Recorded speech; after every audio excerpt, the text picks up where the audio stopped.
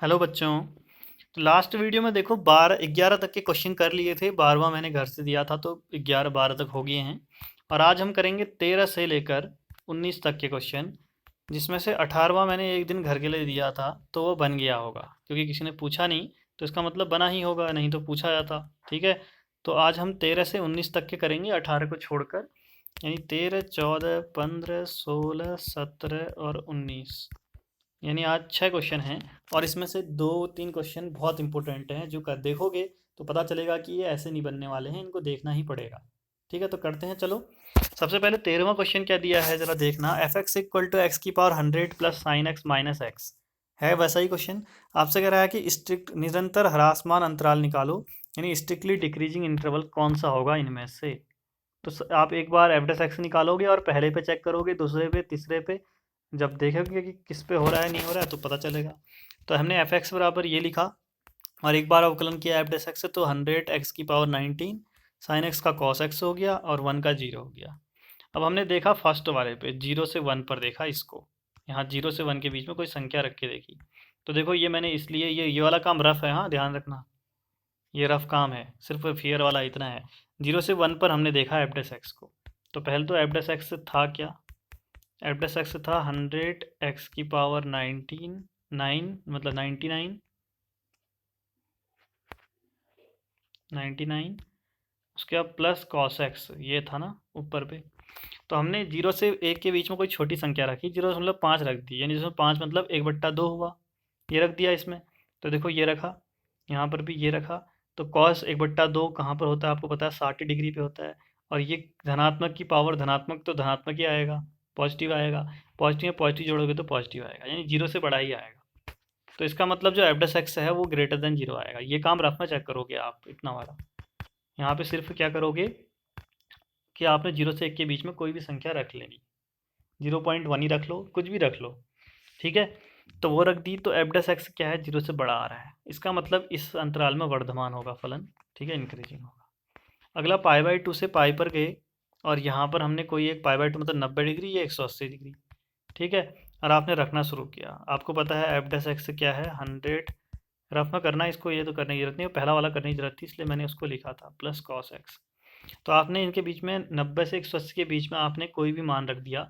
तो यहाँ तो धनात्मक ही रखा है तो धनात्मक ही आएगा। यहाँ पर देखो क्या आएगा, 90 से 180 मतलब ये इस बीच का कोई भी रखोगे। तो आपको पता है कॉस क्या होता है यहाँ पर, कॉस होता है यहाँ पर ऋणात्मक, यही तो होता है। आप एक बार इसको रख के देखना, ऐसे नहीं होगा। देखो यहाँ x की जगह कुछ भी धनात्मक मान रखोगे ना, इसके बीच का 90 से 180 डिग्री के बीच का, तो इसकी पावर 99 मतलब बहुत बड़ा आएगा, बहुत बड़ा। और उसमें से आप यहाँ पर आएगा कॉस, आप कुछ भी रख लो। कॉस यहाँ पर यहाँ पर के मान क्या क्या होते हैं कॉस के, -1/2, -1/√2, -√3/2, ऐसे मान होते हैं। ये बहुत छोटी संख्याएं हैं, ऋणात्मक में आएंगी। तो इतने बड़े में से कोई ऋणात्मक में छोटी संख्या घटाओगे तो हमेशा फिर भी क्या बनना है, उसने धनात्मक ही बनना है। ठीक है, तो इसका मतलब एफ डेस एक्स ग्रेटर देन 0 आएगा, नहीं वर्तमान होगा इसमें भी। फिर 0 से पाई/2 रखो आप। तो 0 से पाई/2 के बीच में, 0 से 90 के बीच में आप रखोगे, तो आपको पता है 100 एक्स की पावर 99 तो धनात्मक ही आना है, धनात्मक मान रखोगे तो एक्स की जगह।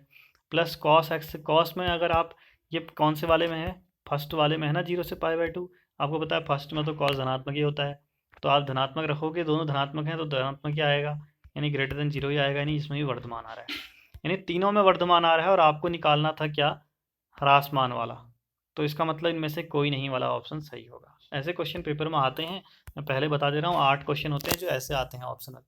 तो वहाँ पर फिर गलत हो जाएंगे तो फिर मत कहना, इसलिए इनको अच्छे से सीखना। ठीक है, और बड़े में भी आ सकता है ये क्वेश्चन, ऐसा नहीं कि एक ही नंबर में आएगा, बड़े में भी दे सकता है वो, समझ रहे हो।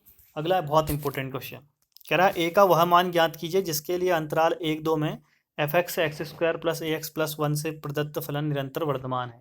यानी एफ डेस एक्स निकालोगे, उसको वर्धमान के लिए क्या होगा, ग्रेटर देन 0 रख दोगे, और फिर उससे आप एक्स के मान निकालोगे इन दोनों में। ए का मान, एक्स के मान तो ये एक और दो दिए हैं, ए का मान। ठीक है, देखते हैं आगे। इंग्लिश वालों के लिए find the least value of A such that, छोटा मान निकालना है, हाँ ए का, एक छोटा एक बड़ा आएगा। Such that the function f given by f x equal to इतना इतना स्ट्रिक्टली इंक्रीजिंग ऑन ये, यानी इंक्रीजिंग है दिया है पहले से। तो एफ एक्स बराबर हमको ये है, तो हमने एफ डैश एक्स निकाला तो एक्स स्क्वायर का 2x हुआ, ए एक्स का ए हुआ। उसके बाद हमें पता है कि ये फॉर इंक्रीजिंग स्ट्रिक्टली इंक्रीजिंग या फॉर निरंतर वर्तमान के लिए क्या होता है, ग्रेटर देन और इक्वल टू जीरो वाला होता है। ये आपको याद होगा शुरू में जब हम पढ़ रहे थे तो वहाँ पर हमने पढ़ा था वर्तमान में तो खाली ग्रेटर देन जीरो होता है, लेकिन स्ट्रिक्टली या निरंतर वर्तमान में greater than equal to zero होता है, इक्वल टू पे आता है वहाँ पर। ठीक है, तो वही हमने रखा, ज़रूरत है नहीं फिलहाल लेकिन रख दिया है। चलो, तो एफ डैश एक्स की जगह ये 2x प्लस ए रखेंगे और हमें a निकालना है, तो a बराबर क्या हो जाएगा, -2x हो जाएगा। ठीक है, अब आपको दिया है अंतराल 1 और 2, तो आपने x की जगह एक बार 1 रखा, तो 1 रखोगे तो एक x बराबर 1 रखोगे तो a बराबर क्या आ जाएगा, -2 आ जाएगा। और एक बार x बराबर 2 रखोगे इसमें, ठीक है, तो क्या आएगा, -4 आएगा। अब इसका मतलब समझना, यहाँ पर कह रहा है a जो है वो -2 के बराबर या -2 से क्या होगा, छोटा होगा। ठीक है, एक बार मैं संख्या रेखा बनाकर समझाऊं, तो ये -1, ये 0, ये -2, -3, -4। पहले वाले का मतलब है कि a जो है वो -2 से के बराबर या उससे छोटा होगा, उसकी ओर छोटा का चिन्ह है, तो यानी -2 से इधर तक की संख्याएं होंगी कह रहा है। और दूसरे वाले में कह रहा है -4 के बराबर या उससे छोटा होगा, तो -4 और इधर तक की कह रहा है। तो बताओ, एक सेकेंड,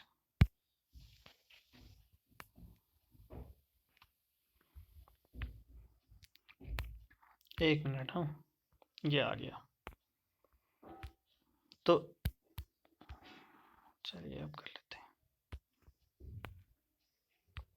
एक में कह रहा है कि -2 या उससे छोटा होगा यहाँ को, और एक में कह रहा है -4 या उससे छोटा होगा, कह रहा है एक्स जो है, ए जो है।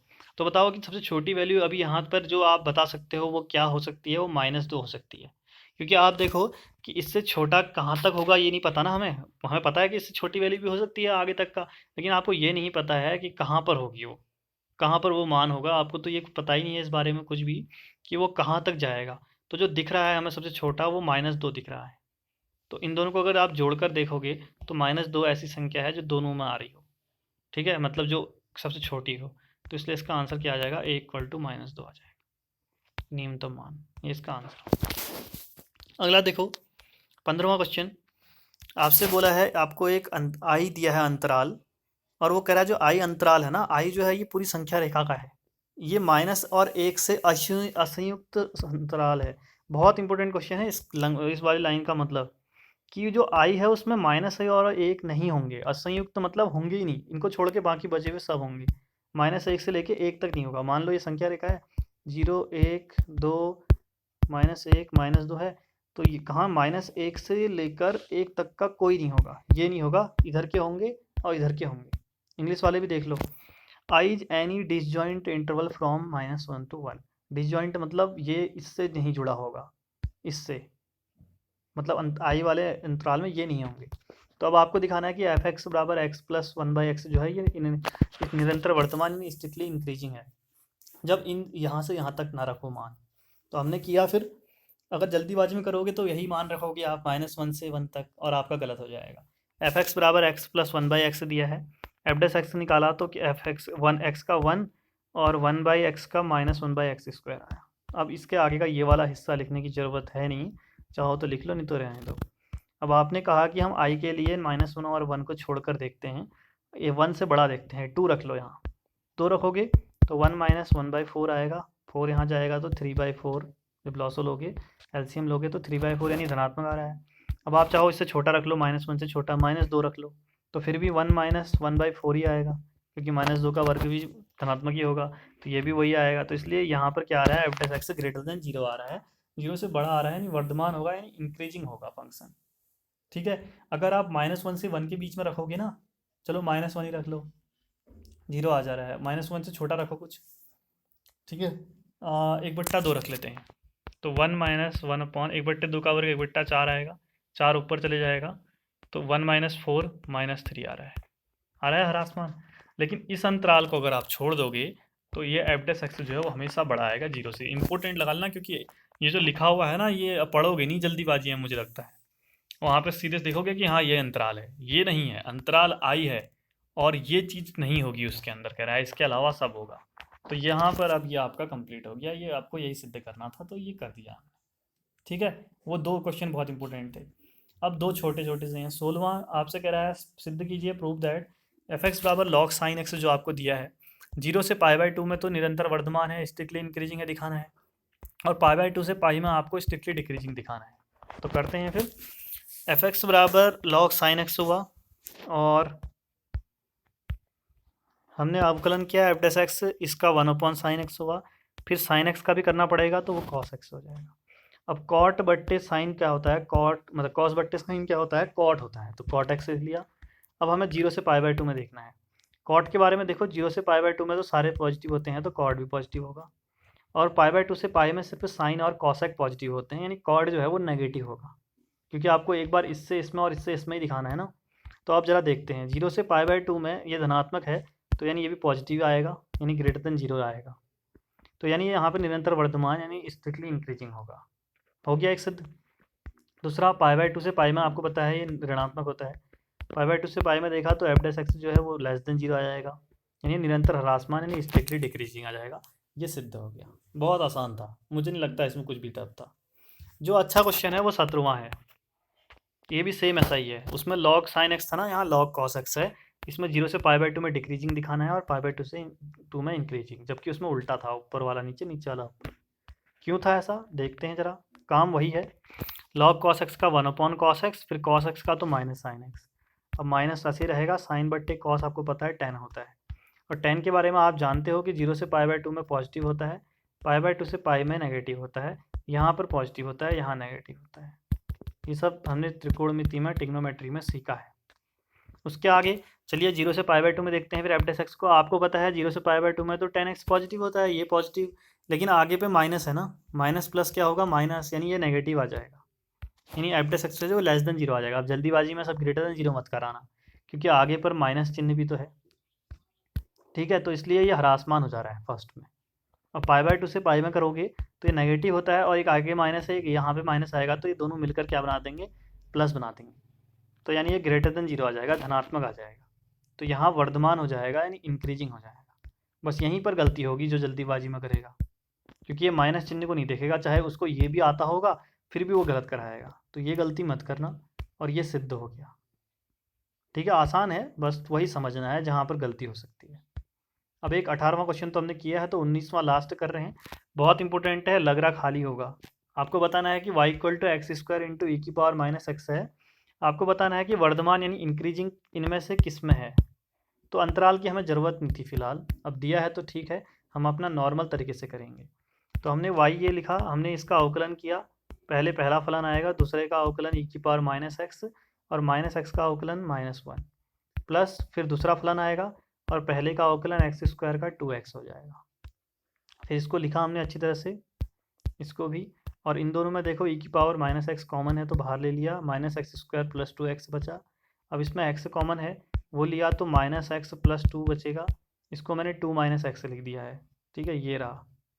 और बाकी ई की पावर -x है, नीचे जाएगा तो घात धनात्मक हो जाएगी, ई की पावर प्लस x हो गया। तो ये इस तरह से dy/dx ऐसा बना। अब आपको इतने अंतरालों की ज़रूरत नहीं है, आप क्या करोगे, इसको 0 रखोगे जिससे कि आपके मान आ जाएं। एक तो आपको पता है संख्या रेखा में -∞ +∞ होता है, बीच में 1-2 मान आएंगे।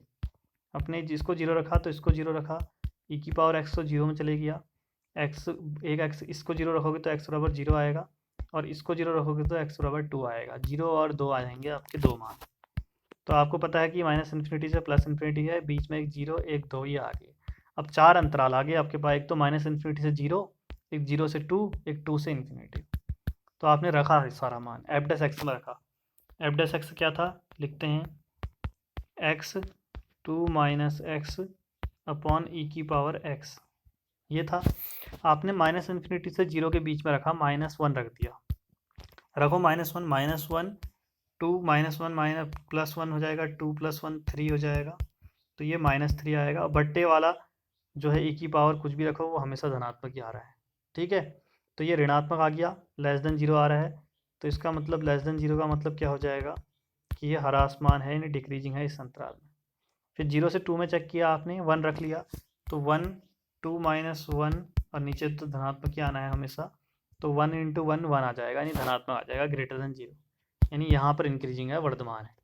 तीसरे वाले में आपने रखा, तीसरे वाले में आपने 2 और इन्फिनिटी के बीच में 3 रख दिया, तो 2 3 रख दिया, हाँ 3 ना, 3 2 माइनस 3 और नीचे तो धनात्मक ही आना है हमेशा, तो 3 इंटू 2 माइनस 3 कितना आएगा -1, तो -3 आया, फिर से ऋणात्मक आ गया -0, तो इसका मतलब यहाँ ह्रास मान होगा। तो इस कहाँ पर हो रहा है सिर्फ वर्धमान, इसमें यानी 0 से 2 में, तो यानी 0 से 2 में ही ये क्या हो रहा है, इंक्रीजिंग हो रहा है। कौन सा ऑप्शन है 0 से 2, ये वाला ऑप्शन है। तो आंसर आ गया सीधे से, समझ में आया, इतना आसान है बस। और अगर आपको ये सब कुछ नहीं करना है इतना कुछ, तो सिर्फ यहाँ पर निकालो और उसके बाद इनके बीच में मान रखना शुरू कर दो, ठीक है, ये चारों रख दो। अब होगा क्या ना गलत, बताता हूँ जो गलती होगी। अब जब इसमें मान रखोगे ना, ये इसमें तो सारा आ रहा है ना, तो इसमें जब आप कुछ मान रखोगे तो धनात्मक आएगा, कुछ मान में ऋणात्मक, आप बता नहीं पाओगे कि निरंतर ह्रासमान है निरंतर वर्धमान है। और जब ये वाला तरीका करोगे तो एग्जैक्ट चीज़ें मिलेंगी। अब माइनस इन्फिनिटी से इन्फिनिटी में देखो, एक बार ह्रासमान फिर वर्धमान फिर ह्रासमान, ये तो ऐसे चलता रहेगा। तो आप बताओगे कैसे कि इसमें क्या है, ना वर्धमान ना ह्रासमान होगा। लेकिन इतना लंबा आप सोचोगे कैसे कि मुझे 0 और 2 के बीच में भी रखना है कोई मान, समझ रहे हो। तो इसलिए ऐसे ही करोगे तभी ये क्वेश्चन सही होगा, नहीं तो ये गलत हो जाएगा। तो आज ये कंप्लीट होगी एक्सरसाइज, कल अगले उदाहरण आएंगे। तो मिलते हैं अगले वीडियो में, तब तक के लिए बाय बाय।